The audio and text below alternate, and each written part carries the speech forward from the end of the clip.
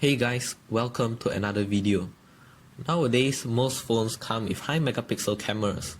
For example, the Oneplus 7 Pro, Redmi K20, Oppo Reno 2, and the Samsung Galaxy A80 have 48 megapixel cameras, while Xiami Note 10 has a whopping 108 megapixel camera.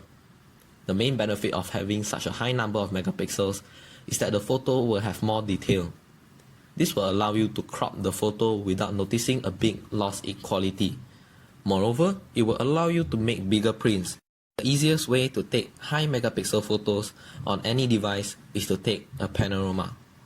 While most smartphones have a built-in panorama function, I find it more effective to take individual photos and merge them afterwards using a software. I would usually take 4 or 9 raw photos and edit them in Adobe Lightroom before merging them together. This will allow me to correct the exposure and colors of the photo. A free panorama application for mobile devices that I would recommend is BMO Stitch by BCD Vision. They have a pro version which needs to be bought. I find the free app to be unreliable at certain times.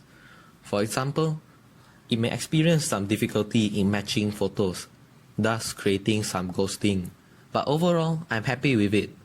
I prefer using Panorama Maker 6 by Arcsoft, which is a paid software.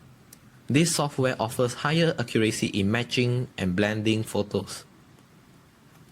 The number of megapixels that your photo has can be calculated by multiplying the megapixel count of your camera by the number of photos stitched together.